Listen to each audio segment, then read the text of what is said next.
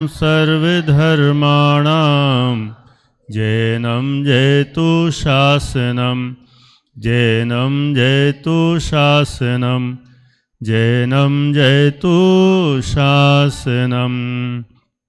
संतप्त मानस शांत हो जिन के गुणों के गान में, वे वर्धमान महान जिन विचरे हमारे ध्यान में। सायंकालीन स्वाध्याय में तत्वज्ञान पाठमाला भाग 1 चल रहा है और इसमें सबसे पहला पाठ श्री सीमंधर पूजन, इस पर अपन चर्चा कर रहे हैं। पूजन में अभी तक हमने स्थापना, जल, चंदन, अक्षत, पुष्प, नैवेद्य, दीप और धूप, इन छंदों को पढ़कर इनका अर्थ जान लिया। आज फल और अर्घ, इन दोनों को लेंगे। ठीक है, दोनों ही बहुत इम्पोर्टेंट हैं। फल इसलिए चढ़ाते हैं मोक्ष की प्राप्ति हो जाए, और अर्घ इसलिए चढ़ाते हैं कि अनर्घ्य पद की प्राप्ति हो जाए। अर्घ माने होता है बहुमूल्य और अनर्घ्य माने होता है अमूल्य। अमूल्य पद की प्राप्ति के लिए अर्घ्य समर्पित करते हैं और मोक्ष पद की प्राप्ति के लिए फल समर्पित करते हैं। जैसे वो मोक्ष फल है, फल ही अंतिम लक्ष्य है। वृक्ष क्यों लगाते हैं? पेड़ उगाने के लिए, बस फल पाने के लिए। कोई आम का वृक्ष लगाए उपसम, किस लिए? कि वृक्ष हो जाए बस? नहीं, वृक्ष बड़े, उसमें फूल लगें, लेकिन असली चीज़ है उसमें फल लगें। आम के फल पाने के लिए कोई भी काम हम उसका फल प्राप्त करने के लिए करते हैं, और हम जो भी मेहनत करते हैं उसका रिजल्ट प्राप्त करने के लिए करते हैं। तो फल हम चढ़ाते हैं कि हमें मोक्ष रूपी फल प्राप्त हो जाए, मोक्ष रूपी रिजल्ट प्राप्त हो जाए, सच्चा सुख प्राप्त हो जाए, अनंत सुख प्राप्त हो जाए। इसके लिए फल। और अर्घ्य किस लिए? अर्घ्य का अर्थ होता है बहुमूल्य, कीमती, प्रीसियस, जिसको खरीदा जा सकता है। और अनर्घ्य अमूल्य, जिसको खरीदा नहीं जा सकता है ना, प्राइसलेस, जिसकी कोई प्राइस नहीं होती है, ऐसी चीज कहलाती है अनर्घ्य, अमूल्य पद। आज हम दोनों की चर्चा करते हैं। सबसे पहले अपन फल का छंद पढ़ेंगे। पेज नंबर है 5। शुभ अशुभ वृत्ति एकांत दुख अत्यंत मलिन संयोगी है, अज्ञान विधाता है इसका, निश्चित चैतन्य विरोधी है। कांटों सी पैदा हो जाती चैतन्य सदन के आंगन में, चंचल छाया की माया सी घटती क्षण में, बढ़ती क्षण में। तेरी फल पूजा का फल प्रभु हो शांत शोभा शुभ ज्वालाएं। मधुकल्प फलों सी जीवन में, प्रभु शांति लताएं छा जाएं। शुभ अशुभ वृत्ति एकांत दुख। देखो, मोक्ष प्राप्त करना है और संसार से मुक्त होना है, तो संसार में हम हैं, संसार का कारण क्या है ये हमें जानना पड़ेगा। संसार का कारण अथवा कहें दुख का कारण, ये दो चीज़ें हैं, शुभ और अशुभ भाव। कोई कहे अशुभ भाव तो संसार का कारण, शुभ भी संसार का कारण है, शुभ भाव भी। ये क्या चीज है? कषाय की मंदता को कहते हैं कषाय की तीव्रता को कहते हैं अशुभ, और कषाय की मंदता को कहते हैं शुभ। तीन है ना, अशुभ शुभ शुद्ध। कषाय की तीव्रता का नाम है अशुभ भाव, कषाय की मंदता का नाम है शुभ भाव, और कषाय रहित जो भाव हैं उनका नाम है शुद्ध भाव। ठीक, तो यहां पर तो दो भावों की बात चल रही है नित्य। कौन से दो? शुभ और अशुभ। शुभ भाव किसका नाम? ओजस्व, कषाय की मंदता। और अशुभ भाव किसका नाम? कषाय की तीव्रता। तो ये दोनों ही भाव, शुभ अशुभ वृत्ति, वृत्ति मतलब भाव, वृत्ति माने वृत्ति का अर्थ कार्य भी होता है। शुभ अशुभ कार्य कह दो, शुभ अशुभ भाव कह लो। एकांत दुख, बिल्कुल नियम से समझ लो। एकांत माने पक्के में पक्का समझ लो कि दोनों ही दुख रूप हैं।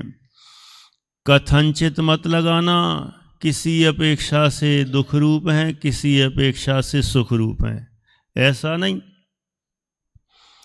एकांत मतलब बिल्कुल पक्का कर लो, फाइनली एक ही पक्ष है कि दोनों ही दुख रूप हैं, संसार रूप हैं, संसार के ही कारण हैं।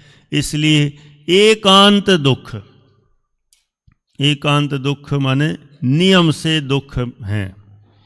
और कैसे है शुभ अशुभ? मालनपुर कैसे है? अत्यंत मलिन हैं। कैसे हैं? वैदिक कैसे हैं? अत्यंत मलिन हैं, गंदे हैं ये दोनों। कौन दोनों? संभव, देख माइक से भी नहीं सुनाई देता,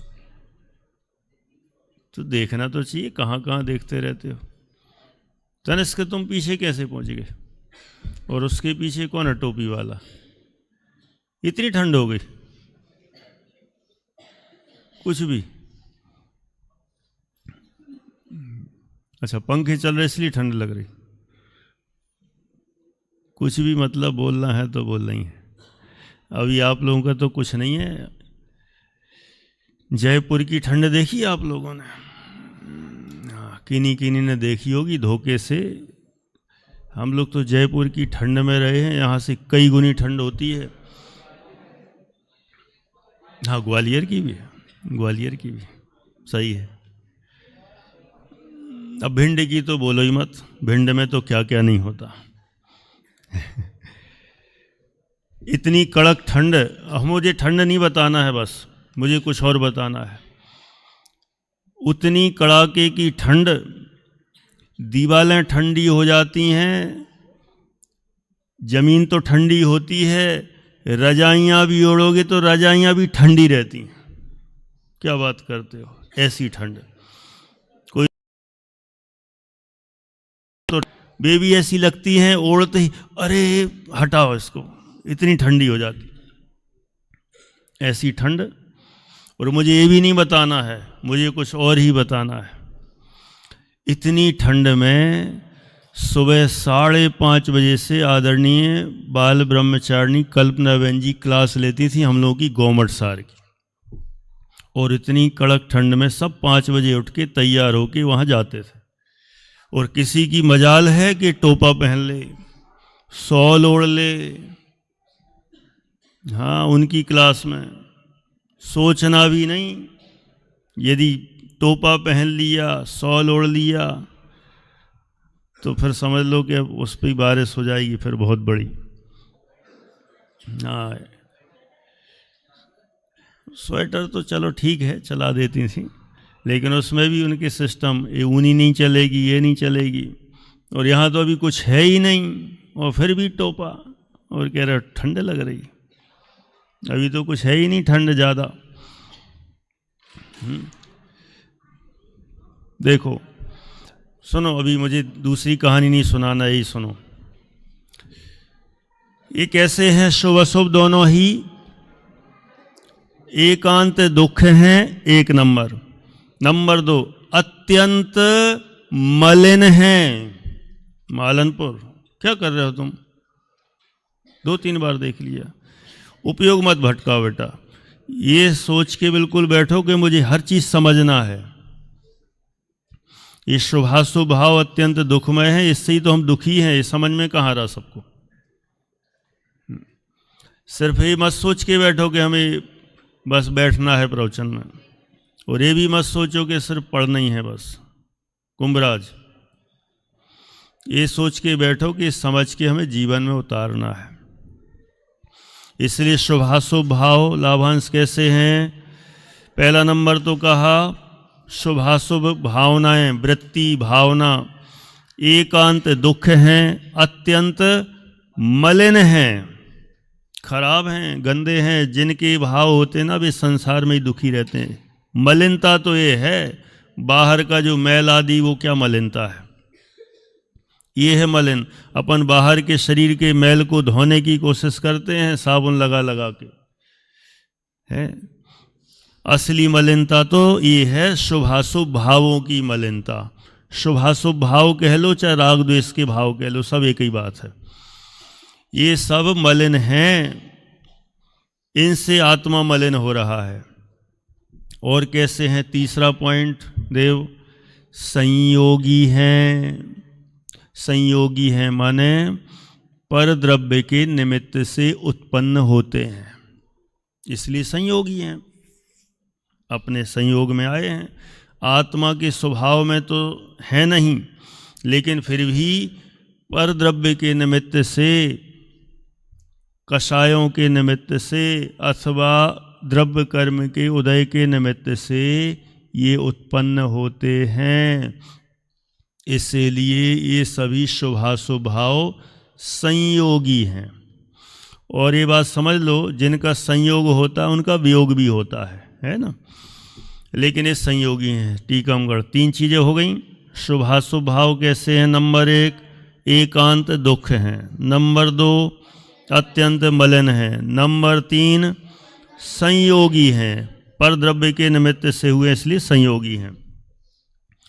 अब who is the creator of शुभ अशुभ भाव है? हाँ, अब अगली लाइन में आया कि इनका क्रिएटर कौन है? अज्ञान। अज्ञान विधाता है इनका। इस शुभाशुभ भाव क्यों हो रहे हैं गायक? अज्ञान के कारण। यदि जीव ज्ञानी हो जाए ना, तो शुभाशुभ भाव की छुट्टी, शुद्ध भाव में पहुंच जाए। लेकिन जब तक अज्ञानी रहता है, अज्ञान के कारण शुभ अशुभ भाव करता है, या तो तीव्र कसाय रूप भाव या मंद कसाय रूप। अपन 2 ही तो करते हैं, बता दो सौम्य, या तो शुभ भाव या शुभ भाव। लड़ाई झगड़े, गुस्सा, ये कैसे भाव हुए? आराध्य कैसे हुए हैं? कहाँ चले जाते हो तुम? भोगांव बुका गया, अंगूठा चूस।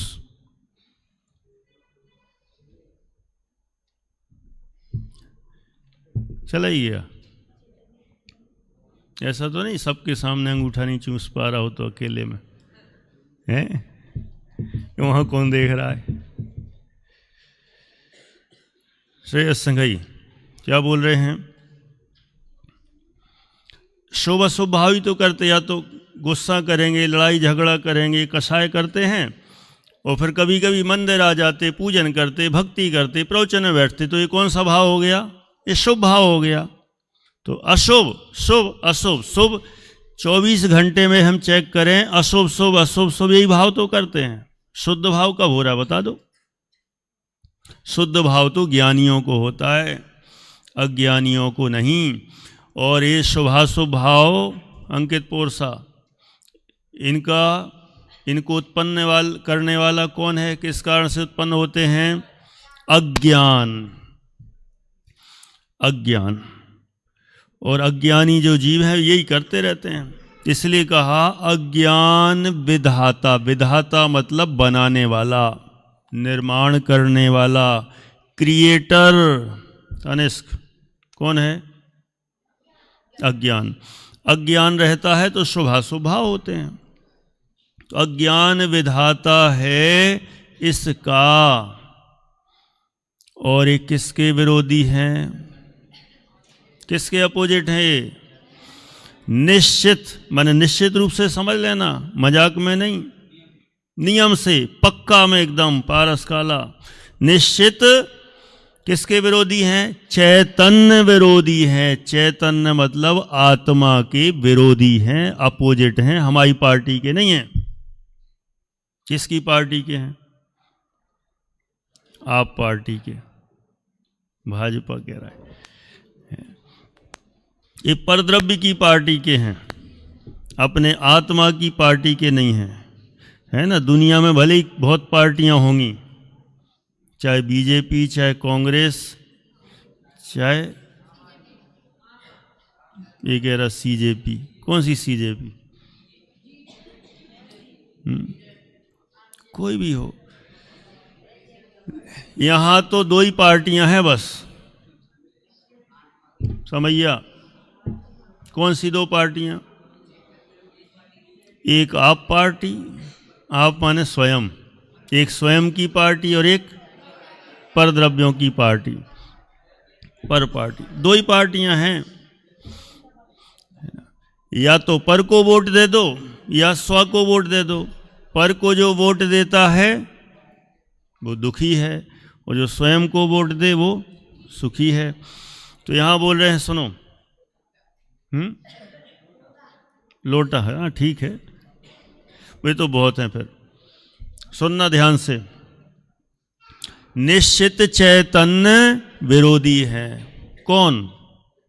ये शुभाशुभ जो भाव हैं, ये निश्चित रूप से, नियम से चैतन्य माने आत्मा के विरोधी हैं।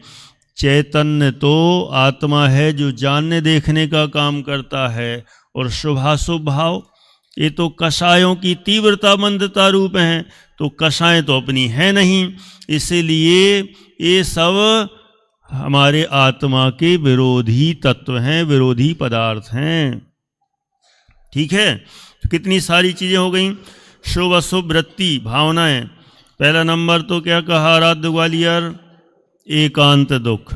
मिशन नंबर 2, जिसका नाम लेते हैं वही बस कुछ नहीं बोलता, बाकी सब बोलते हैं। दूसरा क्या है बोलो? ओजस, अत्यंत मलिन। नंबर 3 नभ। कहाँ गया नभ? संयोगी हैं। नंबर 4 इनको बनाने वाला कौन है? अज्ञान विधाता है इनका। और विरोधी किसके? आदि। इधर पूछ रहे हैं, उधर देख रहा है। अब तो यहां पूछो ना, बोलो।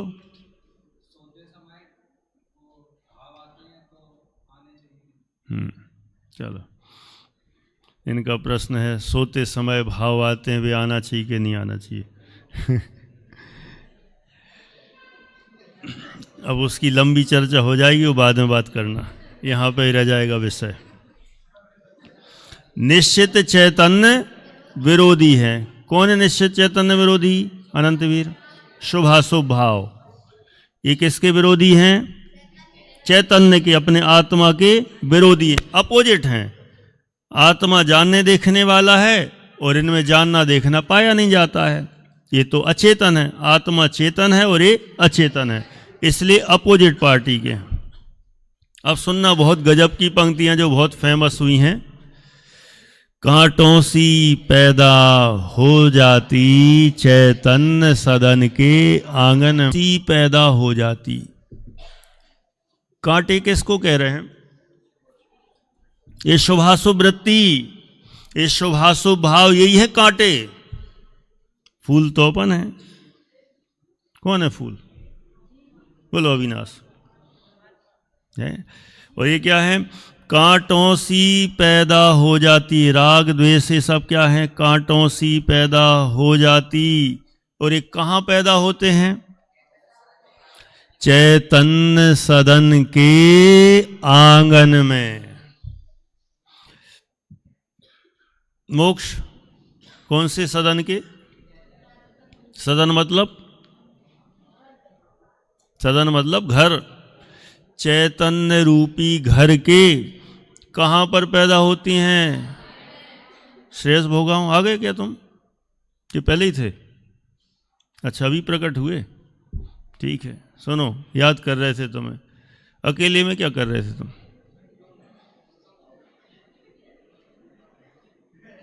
सही सही बताना। नहीं? ठीक है, कोई बात नहीं। चैतन्य सदन के आंगन में। अच्छा, मुझे बताना, आप लोग जानते हो आंगन? तो जानते हो आप लोग? कितने लोग जानते हैं बताना? सब लोग जानते हैं। ये भैया, ये तो सब पढ़े लिखे बैठे। ठीक है, हम तो सोच रहे थे आजकल के लोग आंगन जानते ही नहीं होंगे। चलो, अब आप लोग आंगन जानते हो। दूसरा प्रश्न है, आंगन घर का हिस्सा है कि बाहर का हिस्सा है?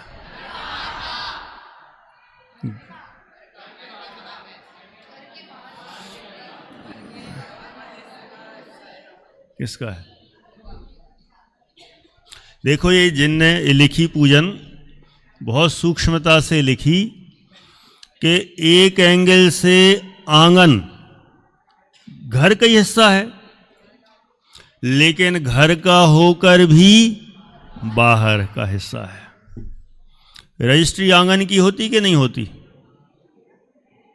बोलो बोलो अनंत, होती ना कि नहीं होती? फ्री मिल जाता है। रजिस्ट्री तो आंगन की भी होती है। आंगन की होती है, इसका मतलब वो घर का हिस्सा है, लेकिन वहां अपन ऐसा कोई सामान नहीं रखते हैं कि कोई चुरा ले जाए, क्या ले जाए, जो रखा है ले जाए तो ले जाए, कुछ खास नहीं। फ्री वाला हिस्सा है वो। तो घर का होकर भी घर के बाहर है। ऐसे ही ये शुभाशुभ भाव चैतन्य सदन के, माने चैतन्य आत्मा रूपी घर के कहां पर वो पैदा हुए हैं?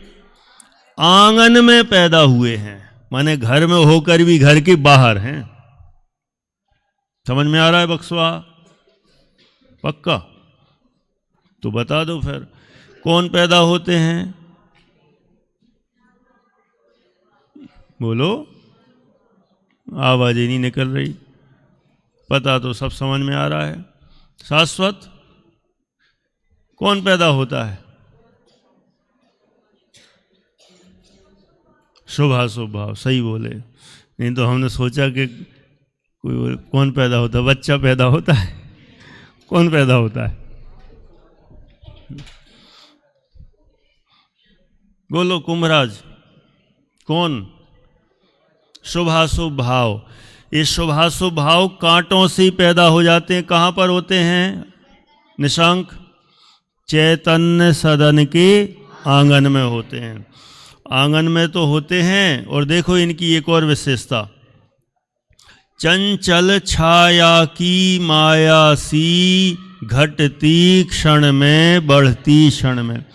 ये चंचल छाया की माया के समान हैं। जैसे छाया की माया कैसी होती है? क्षण में हट जाती है, क्षण में आ जाती है।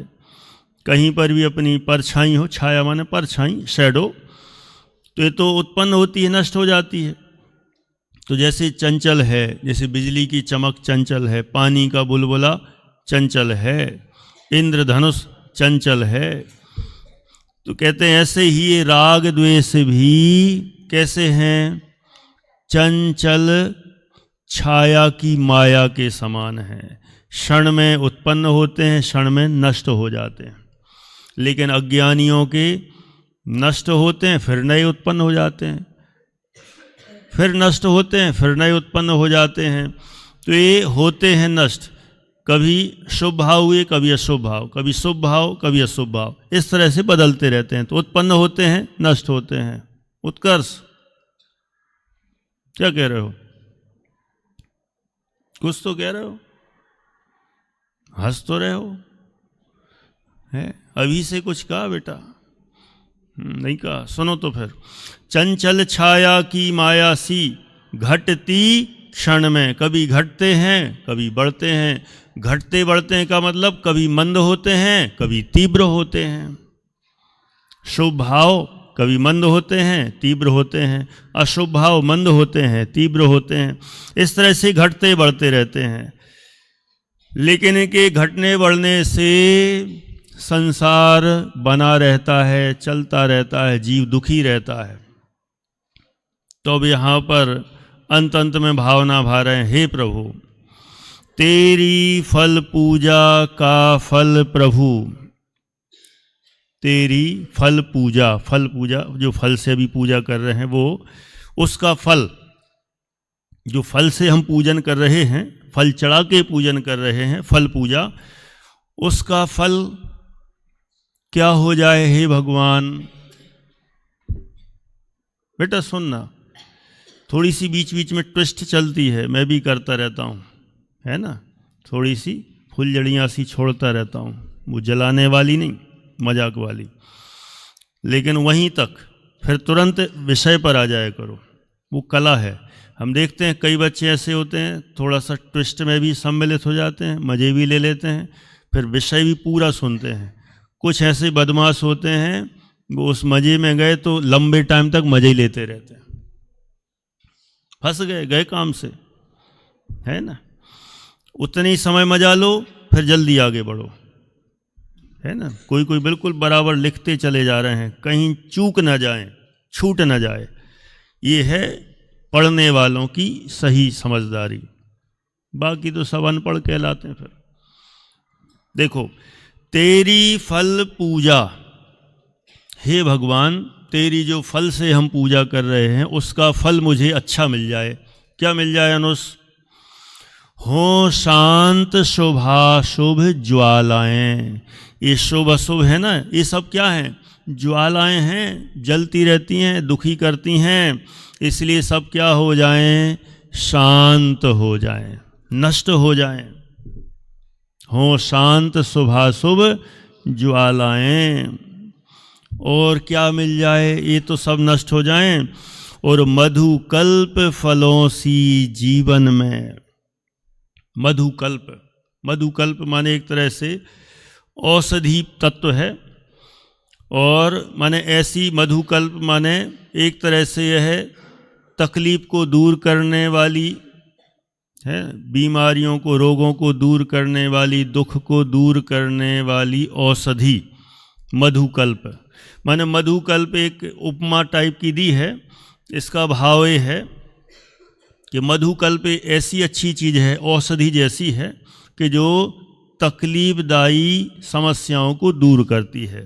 तो कहते हैं मधुकल्प फलों सी, माने मधुकल्प के फलों के समान, ऐसे फलों के समान जिससे तकलीफ दूर हो जाती हो।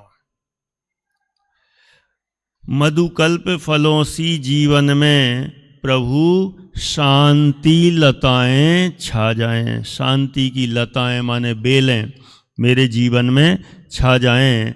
शुभाशुभ चीज़ें सब खत्म हो जाएं और शुभाशुभ की ज्वालाएं खत्म हो जाएं और मैं सुखी हो जाऊं, ऐसी मेरी भावना है। इसलिए हे प्रभु, मैं आपके सामने फल समर्पित करने आया हूं।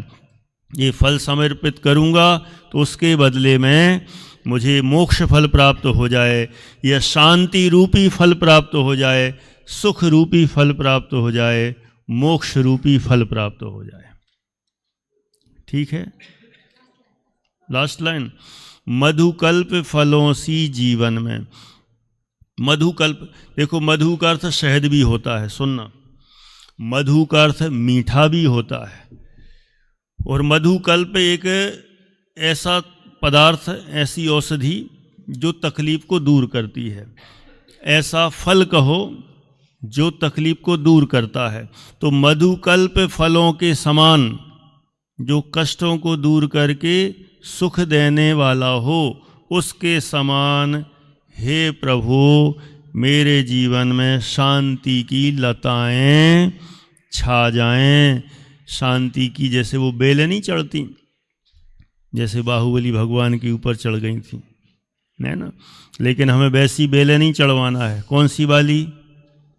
शांति की बेलें, जिसमें सुख ही सुख हो, आनंद ही आनंद हो, ऐसी लताएं छा जाएं। और जहाँ सुख है वही मोक्ष है, जो मोक्ष है वही सुख है, एक ही बात है। इसीलिए मैं आपके सामने फल समर्पित करता हूँ कि मुझे मोक्ष सुख मिल जाए, शांति की लताएं मिल जाएं। ठीक है, आगे बढ़ें अगले छंद की ओर। अर्घ। अर्घ में तो और भी अजब गजब का पूरा समझ लो, पूरा इसका सार और अज्ञान मिथ्यात्व दशा से सीधा सिद्धालय तक पहुंचाने वाली पूरी विधि बताई गई है। ऐसे ही एक वो छंद है ना, देवशास्त्र गुरु पूजन का, क्षण भर निज रस को पीछे तन, उसमें जैसा वो जो बताया ना पूरा, वहाँ से लेके सीधा अरहंत अवस्था पाऊंगा तक बताया। वहाँ तो अरहंत तक पहुँचाने का पूरा प्लान बताया, यहाँ सीधा सिद्धालय ले जाने तक का प्लान बताया है। समझना आप लोग कितना समझेंगे। शास्त्री में होते, थोड़ा सा करना नहीं जानते होते तो हम पूरा उससे ही बताते। मेरी मजबूरी है कि आपके स्टैंडर्ड का ही बताऊंगा, लेकिन कोशिश करूंगा कि आपको भी वो समझ में आ जाएगा। भाषा सरल करूंगा, कठिन भाषा नहीं लूंगा, लेकिन आपको आ जाएगा। ठीक है, पढ़ें। निर्मल जल सा प्रभु निज स्वरूप पहचान, उसी में लीन हुए भवताप उतरने लगा, तभी चंदन सी उठी हिलो रहिए। अविराम भवन प्रभु अक्षत का, सब शक्ति प्रसून लगे खेलने। छुत त्रसा 18 दोष छीण, केवल प्रदीप लगा जलने। मिट चली चपलता योगों की, कर्मों के ईर्धन ध्वस्त हुए। फल हुआ प्रभु ऐसा मधुरिम, तुम धवल निरंजन स्वस्थ हुए। निर्मल जल सा प्रभु निज स्वरूप। निज स्वरूप मतलब अपने आत्मा का स्वरूप कैसा है? निर्मल है। आत्मा कैसा है सुनना, वो उसकी विशेषता बता रहे हैं। कैसा है आत्मा? निर्मल। निर्मल मतलब मल से रहित। अमल कह दो, निर्मल कह दो, स्वच्छ कह दो, प्योर कह दो। आत्मा एकदम सदा ही निर्मल है, शुद्ध है। किसका संवेग? किसका? भगवान का। अरे सबका, हर एक का आत्मा एकदम निर्मल है। निर्मल। अच्छा, कैसा निर्मल? बोलो अतिशयागम। कैसा निर्मल? अब उसको समझाना है तो बता रहे हैं, जलसा। जलसा, जलसा मतलब, जलसा मतलब वो भी और भी कुछ होते हैं ना, कुछ जलसा से सुने हैं? क्या होते हैं? पार्टी, कार्यक्रम, है ना, फंक्शन। वे जलसा की बात नहीं चल रही है, जलसा होते। ये जलसा, जल माने पानी के, सा माने समान। जैसे पानी एकदम प्योर शुद्ध होता है, ऐसे ही उसी के समान आत्मा भी प्योर है, निर्मल है, स्वच्छ है। कि निर्मल जल सा प्रभु, हे प्रभु, निज स्वरूप माने स्वयं का स्वरूप, आत्मा का स्वरूप है। ये बात तो पक्की है, लेकिन जो जान ले उसको फायदा, जो नहीं जाने तो कोई मतलब का नहीं। भगवान ने जान लिया, ठीक है अविनाश, किसने जान लिया? भगवान ने जान लिया। देखो यहां बता रहे हैं, पहचान लिया, उसी में लीन हुए। सुनना, एक एक चीज जो समझ ले वो एकदम खिलाड़ी समझ लेना। मैं कोशिश कर रहा हूं थोड़ा सा कठिन बताने की। कठिन मतलब जो इसके अंदर है, 8वीं 9वीं 10वीं के स्टैंडर्ड का नहीं, थोड़ा सा शास्त्रीय लेवल पे जा रहा हूं। मुझे पता है समझने वाले समझ लेते हैं, बुद्धि आप लोगों को बहुत है। कभी कभी तो ऐसा लगता है कि आप लोगों को, मैं मान लेता हूं कभी कि आप लोगों को नहीं आता, छोटे बच्चे हो, लेकिन पढ़ाऊंगा तो आप लोग सब समझ लेते हो। ये चीज़ भी देखी, कुछ भी बताओ समझ जाते और पूछो तो हाँ सब उठा लेते। इसका मतलब दिमाग तो सबका तेज है। तो हम कभी कभी सोचते हैं कि हल्के लेवल पे चलने दो, लेकिन ज़रूरी नहीं है, थोड़ा सा अपन लेवल बढ़ाते हैं, है ना। तत्व ज्ञान वैसे ही पढ़ रहे हैं, ये लेवल का ही है विषय। तो सुनना, आत्मा का तो स्वरूप त्रिकाल निर्मल है, स्वच्छ है, शुद्ध है। आत्मा त्रिकाली शुद्ध ही है, ये बात तो सबके लिए है। इतना तो है, लेकिन अब उसे पहचान मतलब श्रद्धान, और जिसने श्रद्धान किया, आत्मा का ऐसा स्वरूप पहचान लिया, उसे सम्यक दर्शन हो गया। पहचान शब्द से सम्यक दर्शन, एक एक शब्द को गहराई से समझना। माने आत्मा तो जैसा है वो वैसा है, निर्मल है, स्वच्छ है, लेकिन उसे पहचान मतलब समझ लिया, निर्णय कर लिया कि हाँ आत्मा शुद्ध है। तो जिसने ऐसा पहचान लिया, निर्णय कर लिया, उसे ही कहें श्रद्धान कर लिया, तो उसे क्या हो गया? आगम गाड़े कर सम्यक दर्शन। ओके, सम्यक दर्शन जब होता है ना, और आत्मा की पहचान हो जाती है, पक्का निर्णय हो जाता है देवेन जी, तो फिर मजा आता है। आह कितना अच्छा लग रहा है। और जब मजा आता है तो जिस चीज में मजा आता है ना, व्यक्ति वही बार बार करना चाहता है ना। अपन को भी जिस चीज में मजा आता है, सहज कानपुर, अब तुम्हें भी इसी में मजा आने लगा आजकल।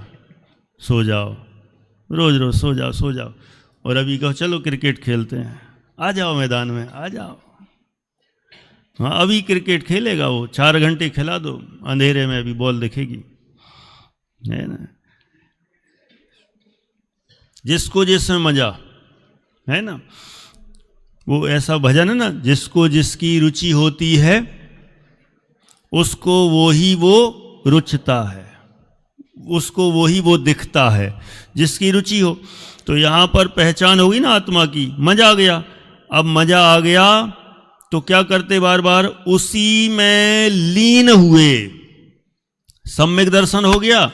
सम्यक दर्शन होते ही विशाल जी, सम्यक ज्ञान साथ में ही प्रकट हो जाता है। सम्यक साथे ज्ञान, 6 ढाला पढ़ लिया, सम्यक साथे ज्ञान हो पे मैंने सम्यक दर्शन होते ही साथ में सम्यक ज्ञान, गेट बाई 1 गेट 1 फ्री, ये बात पक्की है। सम्यक ज्ञान प्रकट करने की जरूरत नहीं अलग से, सम्यक दर्शन हो गया तो सम्यक ज्ञान साथ में हो ही गया। पहचान में सम्यक दर्शन हो गया तो साथ में क्या मिल गया? सम्यक ज्ञान। उसी में लीन हुए, और लीनता का नाम है सम्यक चारित्र। आया मजा थोड़ा? माने आत्मा की पहचान हुई सम्यक दर्शन, पहचान के साथ ज्ञान तो फ्री है ही, तो सम्यक ज्ञान भी हो गया, और उसी में लीन हुए तो सम्यक चारित्र प्रकट हो गया। पढ़ा है कहीं लीनता को सम्यक चारित्र? पर द्रव्यनते मैंने आप में रुचि सम्यक तो भला है, आप रूप को जान पनो सो सम्यक ज्ञान कला है, आप रूप में लीन रहे थे सम्यक चारित्र सोई। ये लिखा ना, उसी में लीन हुआ। अरे हाँ, तो पूरा छंद पता है, सबको याद हो गया है ना। उसमें लिखा ना, आप रूप में लीन रहे फिर सम्यक चारित्र, लीनता का नाम सम्यक चारित्र। तो यहां उसी में लीन हुए तो सम्यक चारित्र भी प्रकट हो गया। कुंभराज सुन रहे हो? तनिष्क, क्या हो गया तनिष्क? गए काम से आखिरी साल में। मत करो ऐसा, थोड़े दिन और।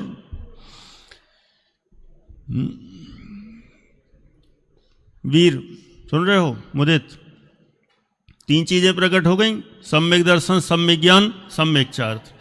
अब देखना, अभी तक यह जीव दुखी था, संसार में परेशान था, कष्टों में था, लेकिन अब सम्यक दर्शन प्रकट हो गया, नेहा जी, सम्यक ज्ञान प्रकट हो गया, सम्यक चारित्र प्रकट हो गया, तीनों काम हो गए। तो अब इसको जो संसार रूपी दुख था, रोग थे, ताप था, वो कह रहे हैं अब वो उतरने लगा। बुखार था ना, संसार रूपी बुखार, भव ताप उतरने लगा। तभी पैरेलल में एक साथ हो रहा है, सम्यक दर्शन ज्ञान चारित्र प्रकट हो गया, और साथ में क्या हो रहा है? भव ताप, संसार रूपी कष्ट भी कैसे होने लगे? उतरने लगे, माने नष्ट होने लगे। भव ताप उतरने लगा तभी लेट वेट नहीं कि आज सम्यक दर्शन ज्ञान चारित्र प्रकट हुआ भोपाली, तो फिर संसार ताप या भव ताप कब उतरेगा? अगले दिन। परियोल कब उतरेगा? उतरने लगा तभी, उसी समय तुरंत ही भवताप माने भव का कष्ट, तकलीफें उसी समय खत्म होने लगी। और जब भव रूपी ताप उतरने लगा, माने आत्मा में लीन हुआ, ताप उतरता चला जा रहा है, अब वह जीव आगे बढ़ता जा रहा है, और साथ साथ में ये ताप उतरता है तो ठंडी ठंडी शीतल शीतलता उसको अच्छी होती, प्रकट हो जाती है। कैसी वाली शीतलता? चंदन सी उठी हिलोर लिए, माने चंदन के समान शीतल, बिल्कुल हिलोरें लेने लगा। माने भव ताप उतरा और चंदन के समान शीतलता उसको प्रकट होने लगी। अब जब आत्मा में जैसे जैसे स्थिर हो रहा है, दुख जा रहा है, शीतलता मिल रही है, शीतलता माने सुख बढ़ता चला जा रहा है, तब वह धीरे धीरे आगे बढ़ता है। इसी के अंदर सब आ गया। दीक्षा ले ली, दीक्षा लेने के साथ साथ ज्यों ज्यों आत्मा में मग्न होता है, श्रेणी भी चढ़ गया। क्या चढ़ गया? You know very well 2 types of श्रेणी। फर्स्ट उपसम श्रेणी एंड सेकंड शपक श्रेणी। यहां कौन सी श्रेणी चढ़ाना है? शपक, उपसम नहीं। 8वें गुणस्थान से श्रेणी चढ़ते हैं। कौन से गुणस्थान से? 6वें 7वें तो मुनि बन गए, वो अपने आत्मा में निरंतर लीन हैं। अब 8वें गुणस्थान से श्रेणी चढ़ते हैं। उपसम श्रेणी चढ़ते हैं तो वे 8वें 9वें 10वें 11वें तक जाते हैं, वापस लौट के आ जाते हैं। इसलिए हमें उपसम श्रेणी नहीं चढ़वाना है। कौन सी? शपक श्रेणी। शपक श्रेणी में कर्मों का सीधा क्षय होता चला जाता है। शपक श्रेणी में 8वां गुणस्थान, 9वां, 10वां और सीधा 12वां। इसकी लाइन में 11वां नहीं आता। फिर से सुनना, उपसम श्रेणी के 4 गुण स्थान, इसमें मोहिनी कर्म का उपसम होता है, दबता है बस। तो 8वां, 9वां, 10वां और 11वां, 8, 9, 10, 11। और एक है कौन सी? शपक श्रेणी। शपक श्रेणी भी 8वें से ही होती है, तो उसका 8वां, 9वां, 10वां और 12वां गुण स्थान, इसमें 11 नहीं है। अब वो चढ़ता चला जा रहा है, चढ़ता गया, शपक श्रेणी चढ़ रहा है, 12वें गुण स्थान तक चला गया, बढ़ता जा रहा है। अब आगे क्या होना है? अब उसको कहाँ पहुंचना है? अभिराम भवन। अब तो उसको भवन चाहिए भैया, कौन सा वाला? अभिराम मतलब सुंदर, जो अच्छा लगे, ऐसा अभिराम भवन।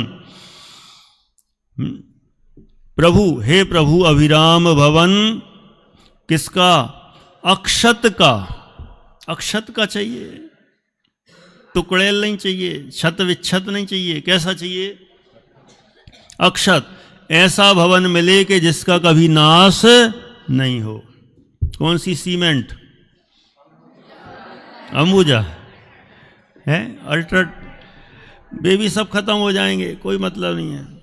बेबी 50-100 साल की गारंटी देते हैं। अरमभिंड, ये सुंदर सा भवन हो और सुंदर सा ऐसा अक्षत का ऐसा जोड़ हो, ऐसी बनावट हो कि जो कभी मिटे नहीं, हमेशा के लिए। ऐसा सुंदर भवन, अभिराम भवन प्रभु अक्षत का। और उस भवन में रहकर अभी भवन में पहुंचने वाले हैं। कहाँ पहुंचने वाले हैं? इतना पुरुषार्थ किया ना शपक श्रेणी चढ़ के, तो अब सीधे केवली भगवान बनने वाले हैं। अभिराम भवन प्रभु अक्षत का, सब शक्ति प्रसून लगे खिलने। पहुंच गए, 13वें गुण स्थान में पहुंच गए। कहाँ पहुंच गए? 13वां गुण स्थान। 13वें गुण स्थान का नाम पता है किसी को? सहयोग केवली, करेक्ट। वहां पहुंचे, सब शक्ति, जो उनकी शक्तियां थी, अनंत दर्शन, अनंत ज्ञान, अनंत सुख, अनंत वीर रूपी शक्तियों, इन शक्तियों रूपी प्रसून माने फूल, अनंत चतुष्टय रूपी जो शक्तियां हैं, उन शक्तियों रूपी प्रसून माने पुष्प, फूल लगे खिलने। 4 फूल खिल गए, अनंत दर्शन, अनंत ज्ञान, अनंत सुख, अनंत वीर प्रकट हो गए। केवली भगवान बन गए, अनंत परमात्मा बन गए, अनंत चतुष्टय प्रकट हो गए। और साथ साथ में क्या हुआ? क्षुत तृषा 18 दोष क्षीण। क्षुत माने क्षुधा, भूख, तृषा माने प्यास। ऐसे 18 दोष होते हैं। नाम तो पता ही होंगे सबको। जन्म जरा, तिरखा शुधा, विस्मय आरत, खेद, रोग शोक मद मोह भय, निद्रा चिंता श्वेत, राग द्वेष अरु मरण जुत। ये 18 दोष नाही होत जिस जीव के सो छवि लायक मोस। ऐसे 18 दोष कहे हैं। उन वे दोष कैसे? भूख प्यास आदि 18 दोष क्षीण हो गए, वे दोष नष्ट हो गए, उन दोषों से रहित हो गए। और अच्छा एक बढ़िया दीपक जलने लगा। कौन सा दीपक? केवल प्रदीप लगा जलने, केवल ज्ञान रूपी दीपक जलने लगा। इतना काम हो गया। अब ये कौन से गुण स्थान में हैं? 13वें। अब 14वें में चलते हैं। 13वें गुण स्थान का नाम क्या है? संयोग केवली। संयोग नहीं, कई लोग संयोग बोलते हैं। संयोग, योग के साथ, योग सहित, योग के सद्भाव में होने वाला। योग कितने? 3, मन वचन काय। इन योगों से सहित है संयोग केवली। अब देखना 14वें गुण स्थान का नाम क्या है? अयोग केवली, माने मन वचन का योग भी जहां नहीं रहते। अब देखो ये कहाँ हो रहा, अगली लाइन में, मिट चली चपलता योगों की, कर्मों के ईंधन ध्वस्त हुए। बस मिट चली, अब तो मिट ही रही है। क्या रही है? चपलता, चंचलता, किसकी? योगों की। जो योगों की चंचलता है अब वो मिट चली, अब तो मिटने को तैयार, और कुछ ही समय में सब मिट भी जाती है ना। मन वचन का ये तीनों योग नष्ट हो जाते हैं। मिट चली चपलता योगों की। देखो आपको सामान्य रूप से तो कहा मन वचन का योग है, इसके अलावा थोड़ा और समझना, असली योग तो आत्मा के प्रदेशों में जो कंपन होता है उसको योग कहते हैं। क्या होता है? आत्मा के जो प्रदेश है ना, कितने प्रदेश हैं आत्मा के? असंख्यात। भी असंख्यात प्रदेश अपने हैं ना, सब हिलते डुलते रहते हैं, हर समय घूमते रहते हैं। कहाँ तक घूमते हैं? अरहंत परमात्मा तक के 13वें गुणस्थान वाले सयोग केवली तक के भी आत्मा के प्रदेश घूमते रहते हैं। और 14वें गुणस्थान में वे सब स्थिर हो जाते हैं, हिलना डुलना बंद है ना। जो अपन गेम खेलते हैं असली गेम तो 14वें गुणस्थान वाले। कौन सा वाला? फ्रिज? क्या कौन सा खेलते हो आप लोग? आइस वाटर, चलो बर्फ पानी है। बुंदेलखंडी की सही निशानी क्या है? बर्फ पानी। ये जो भी हलन चलन था बिल्कुल कहते हैं वहां आइस, माने जो आत्मा के प्रदेश से एकदम कैसे हो गए? अभी तक कंपायमान थे, अब कैसे हो गए? एकदम स्थिर हो गए, अब हिलना डुलना बंद, कैसे हो गए? मिट चली चपलता योगों की, वे जो भी हलन चलन था वो एकदम रुक गया। यहां तक इतना हुआ तो कौन से गुणस्थान में चले गए? 14वें गुणस्थान में। योग रहित अयोगी हो गए, अयोग केवली। और उस 14वें गुणस्थान में अभी पता आपको कितने कर्म अभी मौजूद हैं? कौन बता सकता है? बताओ। कोई कह रहा है 4। हाँ हाँ, कितने? 5? 85? कैसे पता? हाँ तो ठीक है, 85। वैसे तो अघातीय कर्म कह दो, सामान्य रूप से 4, विस्तार से अभी 85 कर्म प्रकृतियां वहां हैं। 148 होती ना, 148 में से वहां भी 85 85 प्रकृतियां अभी 14वें गुणस्थान में हैं। अब वो पता कब नष्ट होती हैं? सुनो, 14वें गुणस्थान का काल है अ इ उ रि लृ, 5 ह्रस्व अक्षर प्रमाण। आपने विधान में पढ़ा होगा ना, विधान में, अपने ढाईदीप विधान में भी लिया है। अय्यू री लृ समय बिताकर सिद्ध प्रभु हैं बन जाते। तो 14वें गुणस्थान का काल है अ इ उ रि लृ। जितना ये 5 अक्षर बोलने में टाइम लगता है ना, इतनी देर वे 14वें गुणस्थान में रहते हैं, उससे ज्यादा नहीं। सुनना, जब अ हो गया, इ खत्म, उ खत्म, रि खत्म, और अंतिम क्या बचा? लृ। उस लृ के बोलने में भी असंख्यात समय लगते हैं। कितने समय? सुनना, जो लृ है ना, लृ, दक्षिण वाले महाराष्ट्र के लरू बोलेंगे। क्या बोलते हो? लृ के लरू हैं? क्या बोलते? क्या बोलते हो विराज? पता ही नहीं, बोला ही नहीं रहा। नहीं, उधर के री को रू बोलते हैं, वो भी सही उच्चारण है, कोई गलत नहीं है, वो उधर का है लेकिन वो भी सही है ना। जैसे अपन बोलेंगे, बुंदेलखंड के बोलते हैं वृक्ष, वो भी अशुद्ध है। सही है वृक्ष, वृक्ष ये शुद्ध है। और महाराष्ट्र अथवा उधर तरफ के बोलेंगे वृक्ष। सबका अलग अलग उच्चारण, कोई बात नहीं। तो जो अंतिम क्या है, अ, ई, उ, री और ली, जो ली में जो भी उसके बोलने में भी असंख्यात समय निकल गया। एकदम सेकंड लास्ट समय जो बचता है कुंभराज, जैसे सेकंड लास्ट बॉल होती है ना एक ओवर की, कितनी बॉल होती है एक ओवर में? सेकंड लास्ट कौन सी? 5वें नंबर की। जो सेकंड लास्ट वाला जो टाइम बचा ना 14वें गुण स्थान का, बस अब सिद्ध बनने वाले हैं, बिल्कुल सेकंड लास्ट, वहां पर 72 प्रकृतियां नष्ट होती हैं। 72 खत्म हो जाती हैं, नष्ट हो जाती हैं। जो सेकंड लास्ट समय है ना, उसी समय में, एक ही समय में, उसके पहले नहीं, वहां तक तो अ, ई, उ, री, यहां तक के टाइम में तो पूरी 85 हैं। जो ली है, ली का भी टाइम निकल गया, उसमें भी सेकंड लास्ट जो समय है उसमें 72 प्रकृतियां नष्ट होती हैं। अब कितनी बची है? 13।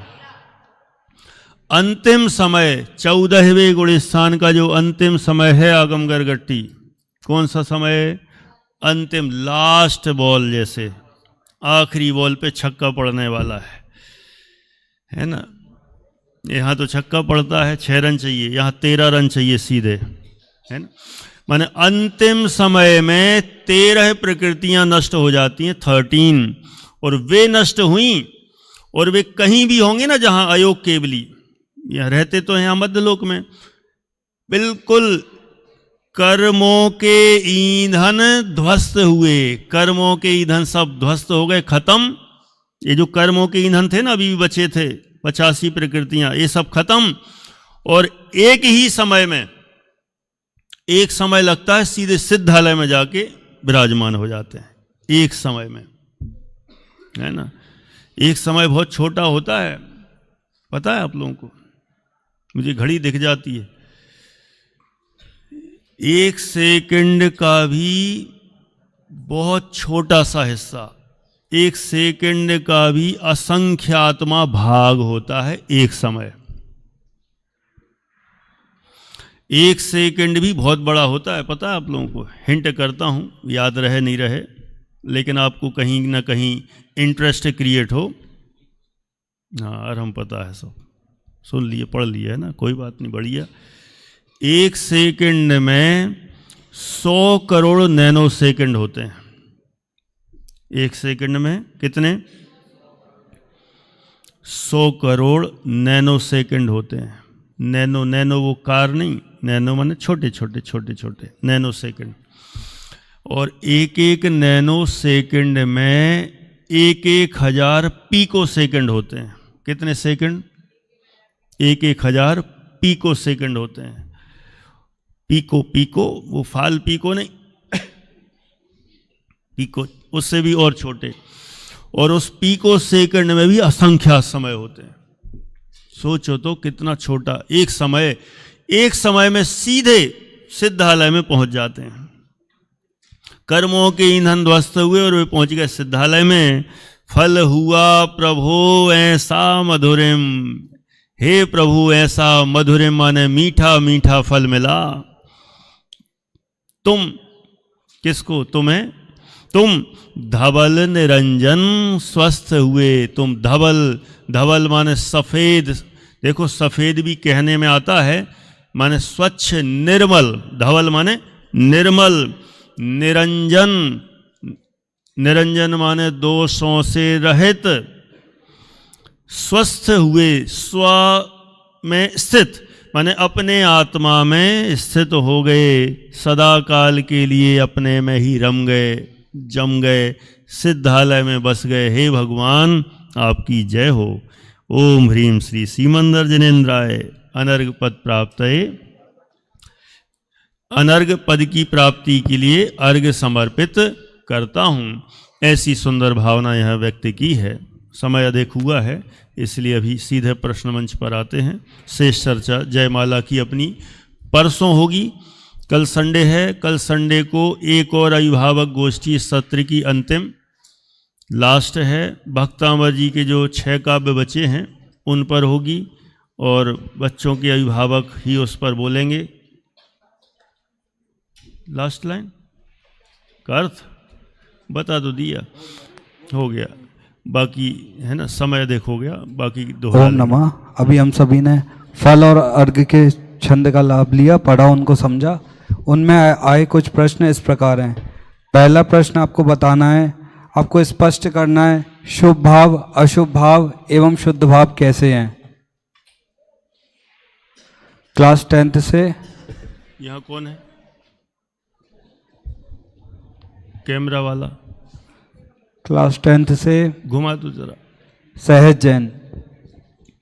जब हाथ उठाए ना तब भी घुमा दिया करो, उससे पता चलता है कितने लोगों को आता है। शुभ भाव कषाय की तीव्रता से होते हैं, अशुभ भाव कषाय की तीव्रता से, कषाय की मध्यता से होते हैं शुभ भाव, और कषाय जब नाश हो जाती है उससे शुद्ध भाव प्रकट होते हैं। शुभ भाव किसे कैसे? शुभ शुद्ध। शुभ कषाय की मध्यता। क्या मध्यता? मंदता मतलब वो कषाय तो इन की। लोगों को नेक्स्ट बता दी। पीछे क्लास 10th से अक्षत जैन।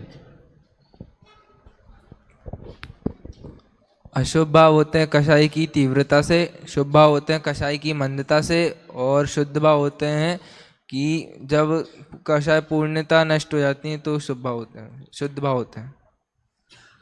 शॉर्ट में आपको ऐसे बोलना है, कषाय की तीव्रता से अशुभ भाव, कषाय की मंदता से शुभ भाव, और कषाय से रहित निकषाय भाव व शुद्ध भाव। आपका उत्तर सही है, तालियों के माध्यम से स्वागत करेंगे। अगला प्रश्न है, भगवान की पूजा का फल कैसा है। भगवान की पूजा का फल कैसा है।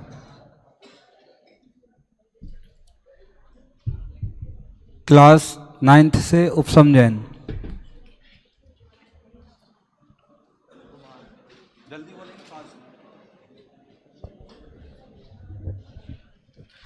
हे प्रभु, यह फल जो मैं आपकी पूजा करता हूँ उसका मुझे फल अच्छा मिल जाए, जैसे मेरे अंदर शुभाशुभ ज्वाला जो है वो शांत हो जाए और शांति की ज्वाला आ जाए।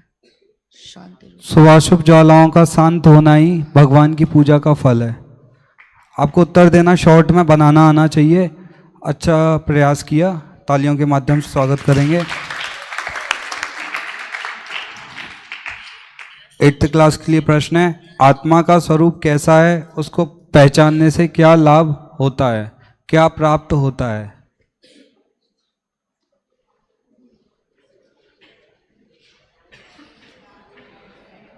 क्लास 8th से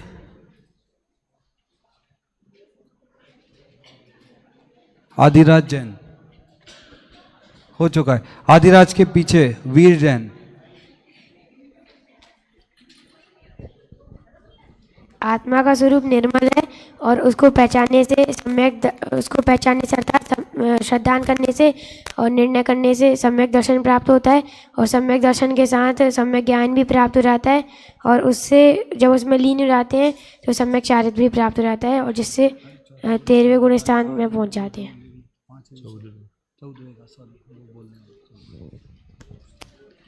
आपका उत्तर सही है, तालियों के माध्यम से स्वागत करेंगे।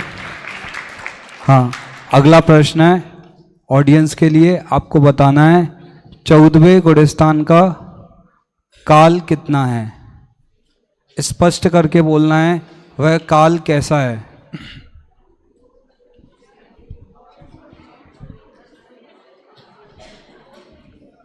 पीछे माइक पास करेंगे रुशल। अ ई उ रे लिर काल है, और अ ई उ री तक 175 कर्म प्रकृतियां रहती हैं। कितनी? 175 नहीं 185 तो पहले रहती है, बाद में 72 प्रकृतियां रह जाती हैं, सिर्फ अंतिम समय में 72 रह जाती हैं। 185 नहीं, ओनली 85, 85। 85 हाँ 85 रहती है, फिर 85 से सिर्फ अंतिम समय में 72 रह जाती है और उसमें 13 रहती हैं फिर बाद में। हाँ, आपका उत्तर तो मात्र हाँ, ये तो एक्स्ट्रा बता दिया। सेकंड लास्ट समय में 72 जाती हैं और अंतिम समय में 13 जाती हैं। हाँ, आपको इतना बोलना है 5 ह्रस्व अक्षर आ ई उ री लिरी, 5 ह्रस्व अक्षर जितना काल 14वें घोड़े स्थान का है। जिनने प्रश्नों के उत्तर दिए वे अपने पुरस्कार प्राप्त करेंगे। सहजानंदी शुद्ध स्वरूपी अविनाशी हूँ आत्म स्वरूप सहजानंदी शुद्ध स्वरूप